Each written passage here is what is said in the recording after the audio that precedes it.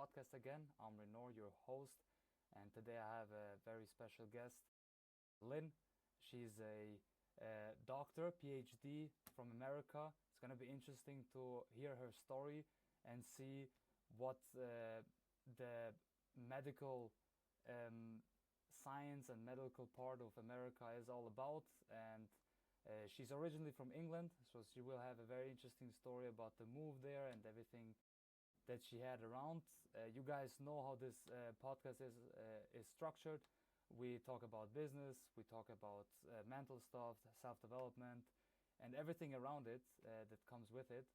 And yeah, Lynn, please take a minute, introduce yourself, who you are, what you do, and yeah, thank you very much for coming to the podcast. Okay, so I'm Lynn Nye. As Rinor just said, I started my career in London, working in the London teaching hospitals. I have a PhD in immunology, and at some stage in my life, I just decided I just did not want to work in a lab for the rest of my life. And so I actually, kind of by accident, was recruited by a big American corporation, Corning. They had a diagnostics division, and they recruited me to be the European Technical Marketing Manager. And the reason that kind of fit with them is because I had already developed lots of diagnostic tests when I worked in research, and they had diagnostic tests, and they wanted someone who could talk with their opinion leaders. And then after a while, I actually transferred to the United States, and I became worldwide marketing manager. And then that was really interesting experience, because I thought it would be an easy transition because everybody speaks English just like they do in England, but that's not true at all. So there are lots of words here that mean different things than they do in England. And, our culture is very different. But, this is America is an amazing place. It's huge.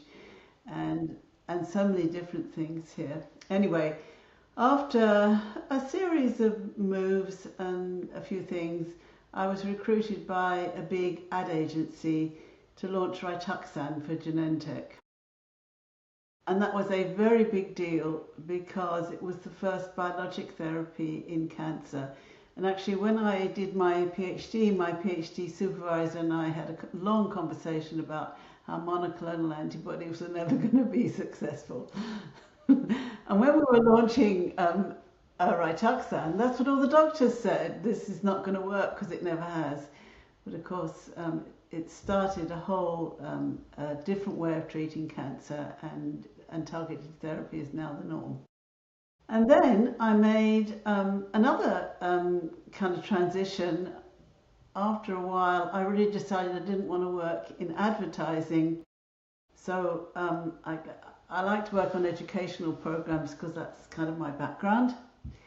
And I joined another company that focused on medical education.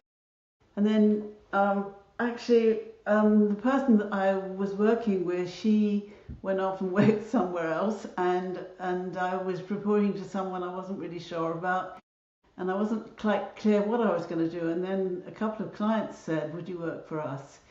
And that was in 2007. And I was living in San Diego at the time, and we started Medical Minds. And Medical Minds is a company that focuses on healthcare professional and patient education. And we've worked with, since we started in 2007, we worked with nearly 40 different clients, large companies, small companies, diagnostics, as well as pharma and medical devices, and also a number of professional organizations. Interesting. So if you could explain Medical Minds to people that are smart but don't know nothing about pharma, what actually would you say? Like, how would you explain it? Okay, so people come to us when, usually when they have a new drug or a new device, and it's pre-launch. And so, that's usually the time when we start working with people, although sometimes we work with commercialized products. But our job is to engage opinion leaders, and that's something that we're really good at because we have 4 PhDs on our team and we have a science background, so we're able to. We're never as knowledgeable as an international opinion leader, but we can get up to speed and have really good conversations with them. And so then we're building relationships for our clients with international and national opinion leaders. And then what we usually do is to set up an advisory board and to discuss whatever topics are relevant to the drug or to the device. And then we use the input from the opinion leaders to help us to understand what's really important to them. And the advisory boards, there are different kinds of advisors. So like there are key opinion leaders who are nationally and internationally recognized, and they're really important because they understand the guidelines, they understand the big scope of what's going on in a particular area. But then the next level of opinion leaders that's really important are regional opinion leaders, because these are the people that actually prescribe the drugs, and they know what it's like, and they know what they need, and they know their patients. And so they really help. And there's a big move to include them at the beginning because, for example, how you administer a drug is really important, right? And then moving through the process, they can help with the company with how to explain the things that are really important to them, and what's important about the drug or the test. And then the two other groups of opinion leaders, the patients, and people are beginning to understand you need to talk to patients pretty early on if you want a drug that they're going to accept. And the other group is here, especially in the United States, is the payers, the insurance companies. Got it. And so then we take that input from all those people and we develop educational programs because they've told us what is needed, and then we develop the programs. That's very interesting.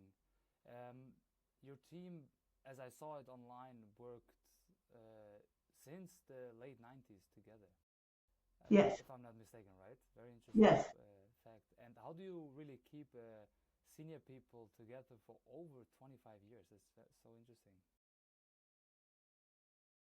We have a focus on doing something that's real, something, so as I said, we don't work on advertising, we work on educating people, and everything that we do, and almost everything that we do is something new, it's something that benefits people. Like just now, we're working on a drug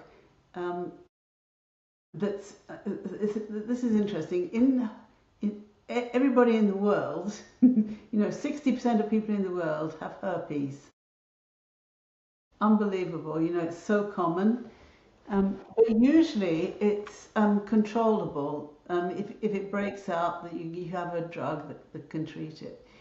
But because we have, or partially because we've treated people with so many biologic therapies, a lot of people have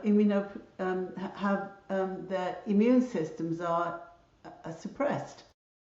So then they get these herpes infections that are impossible to control with the current drugs. And so the company that we're working with has, and the only way that it can be treated is with a very toxic a drug that has to be administered by IV. And this amazing company that we're working with, they have an oral treatment that which makes it much easier, that is twice as effective and half as toxic. So you see, when you work on something like that, you feel that you're doing something that actually makes a difference to a lot of people. And you meet, wonderful doctors and other kinds of healthcare professionals who who are very eager to use something like that. So the work, in answer to that, the work that we do actually does make a difference. Yeah. I think this is a big part as well with other businesses nowadays, especially now with this AI era and technology and everything. If you see that it's really impactful in a positive way, it becomes much easier to work for that company or to work with that company. Yeah, so what do you think about AI? Yeah, I'm in AI myself, and I it's a I think it's a curse and as well as a like a safe haven for a lot of people, but uh, you have to use it in a way that it's not just impactful, but it's impactful positively. And I see the risks in AI and how it can be negatively used, but I see much more potential in positive use cases for it, as in business, but as well as in like private life for people in personal matters.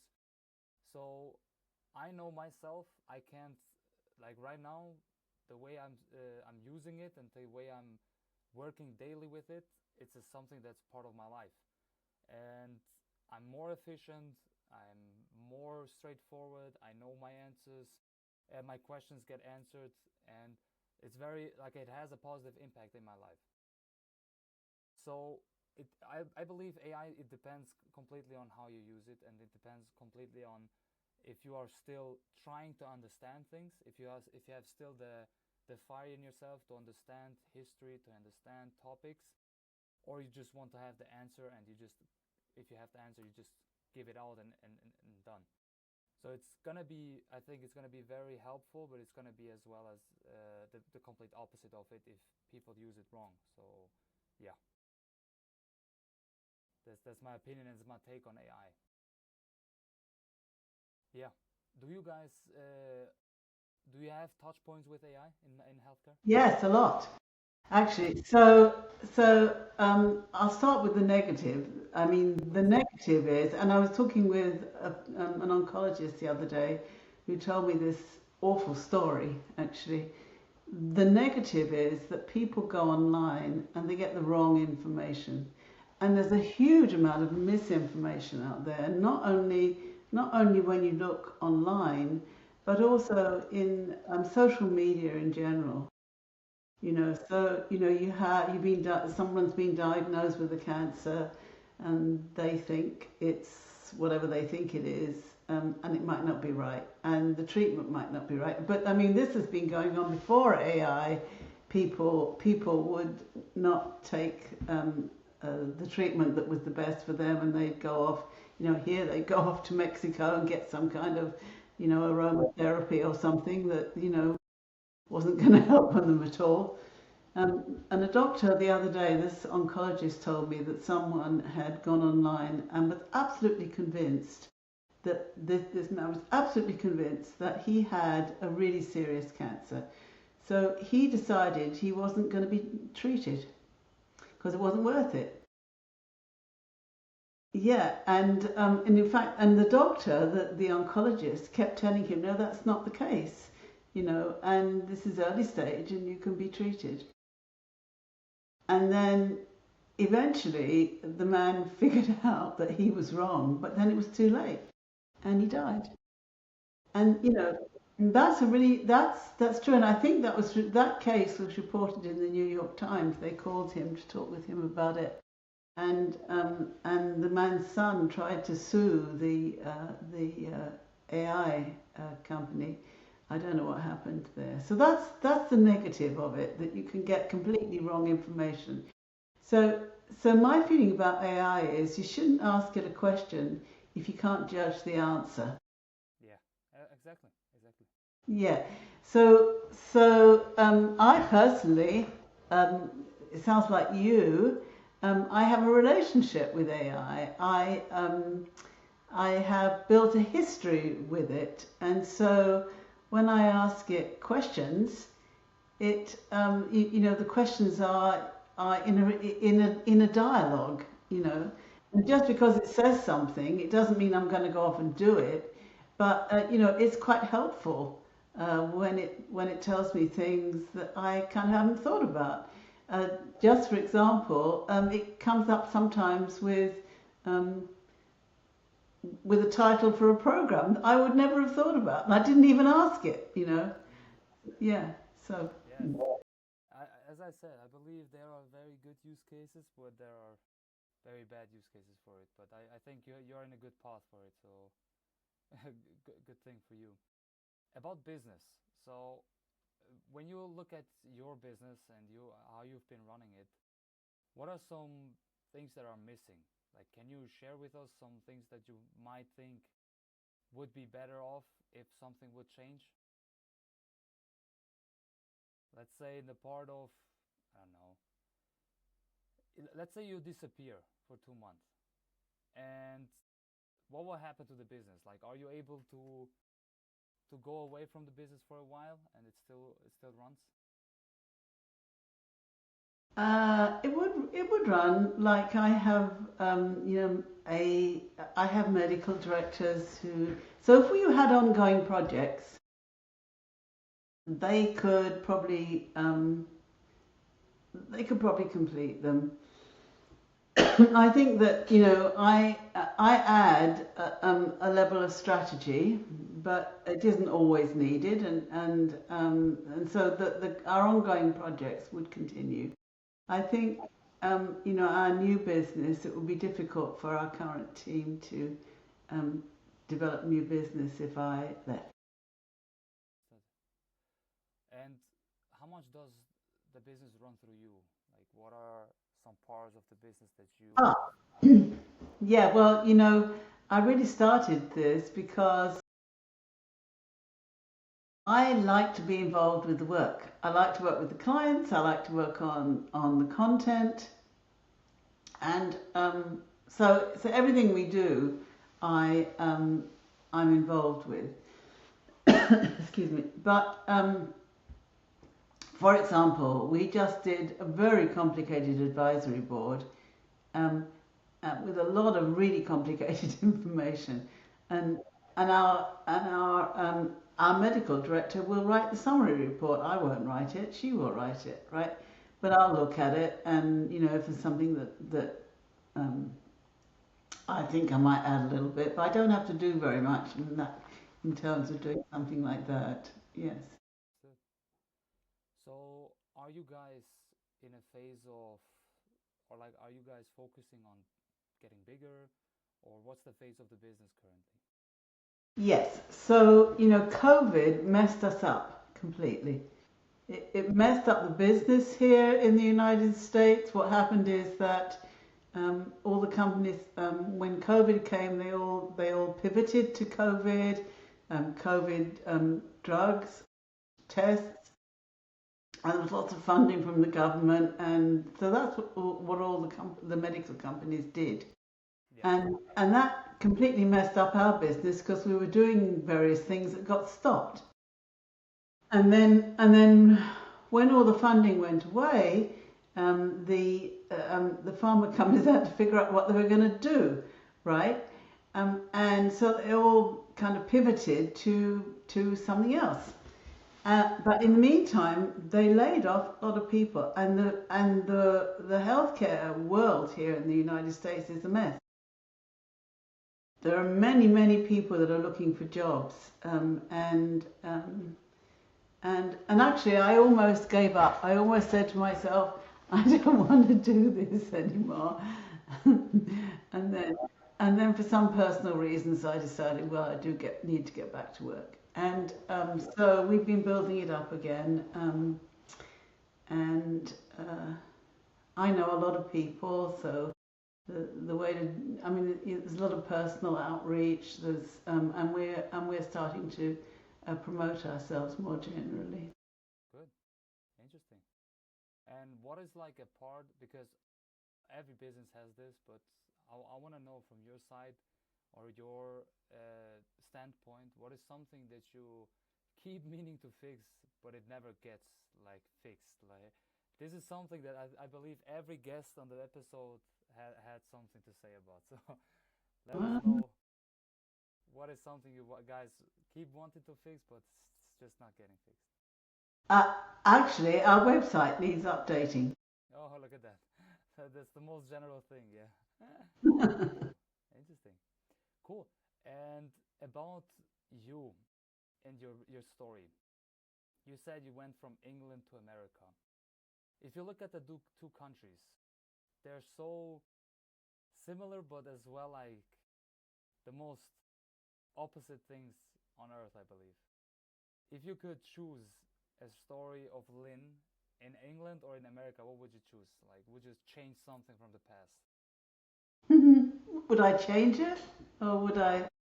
If you would be able to say, okay, the same things that I did in America, I would do it in England for any reason, or vice versa. Are there differences? Would you say America made me maybe pull out my hair? I should have uh, stayed in England, or what are your thoughts on England and America in general? Um,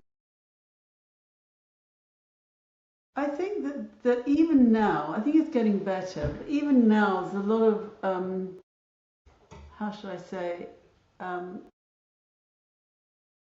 a lot of different. Well, the the cultural differences in England.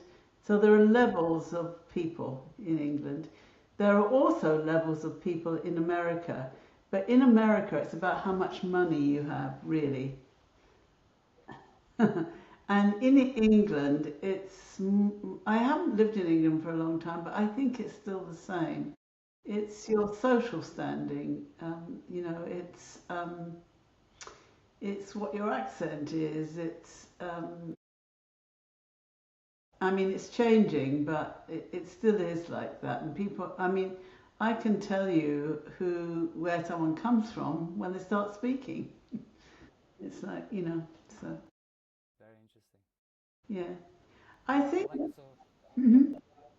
Please. I think there are a lot more opportunities in America because it's more open.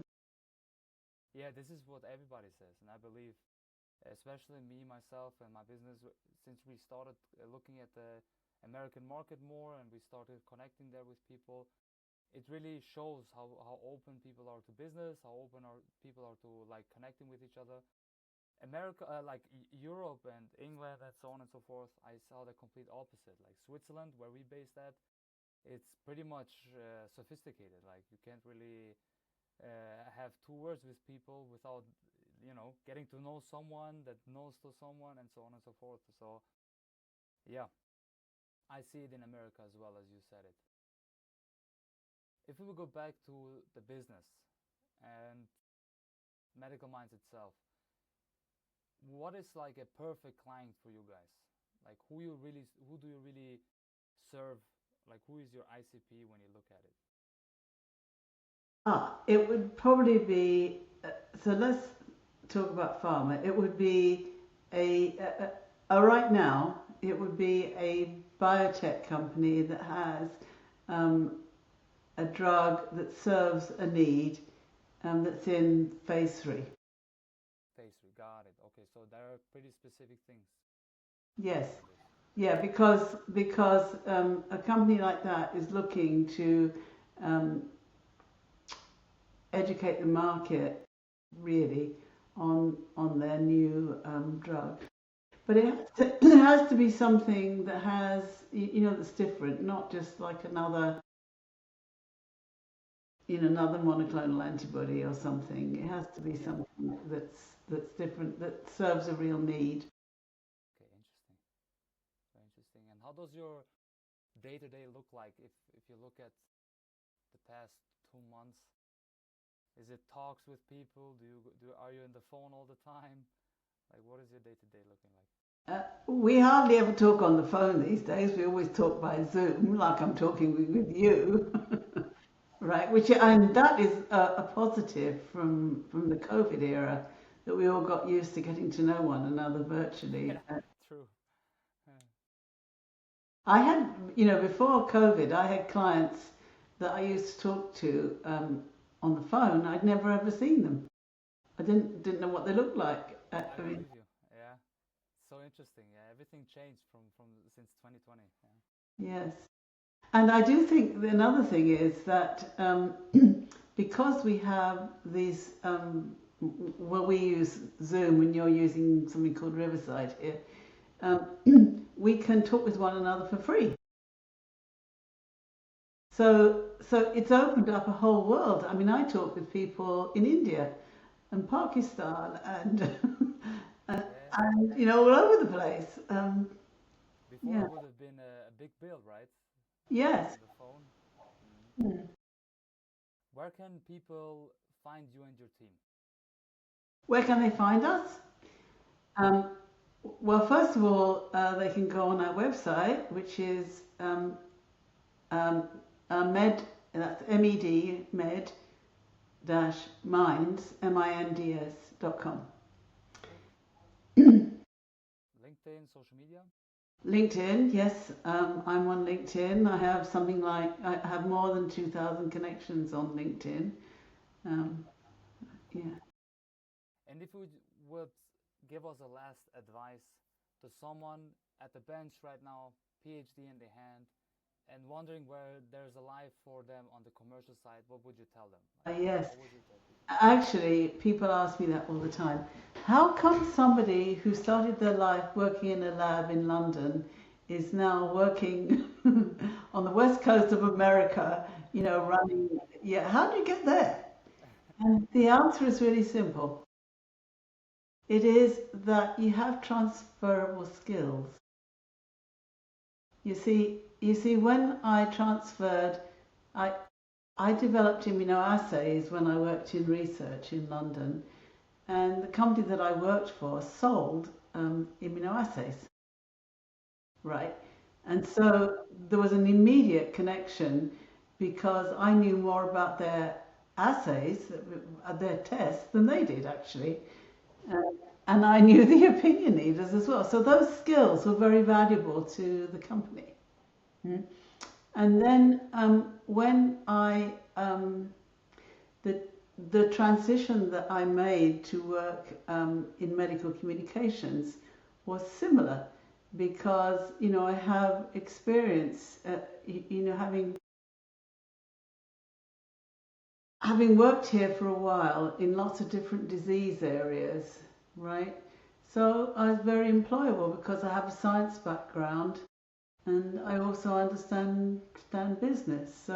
So it's about so, and I think the other thing is confidence in taking the leap to do something new. And actually, I mentor lots of young women, and I try to teach them or encourage them to focus on their strengths. What are your strengths? What are the things that you know that are going to be of value to a potential employer? And then if you're looking for a job, look for the employers or the companies that need your areas of expertise. Hmm? Mm, absolutely. Understood. Last one. What's next for Medical Minds? What do you want the next few years to look like?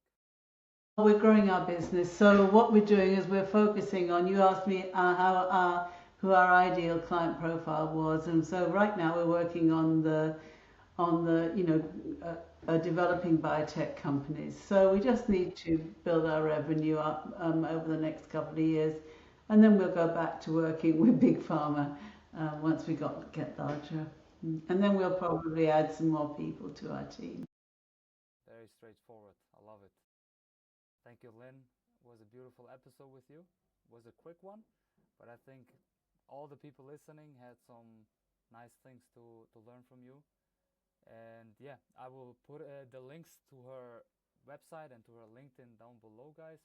You can click it and check out yourself what Lynn does. Thank you guys for listening.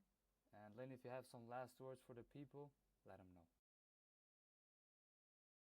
Oh, well, thank you. It was very interesting to talk with you. How many people are on your um, Most of podcast? the time, there are about 10 to 15 people that listen to the podcast. I had podcast episode that had hundreds of people listen to, so yeah, it always depends. Okay. So nice to speak with you. Okay. Thank you very much, Lynn, and thank you guys. This was the Honestly podcast. We'll hear you on the next one. Bye bye. Bye.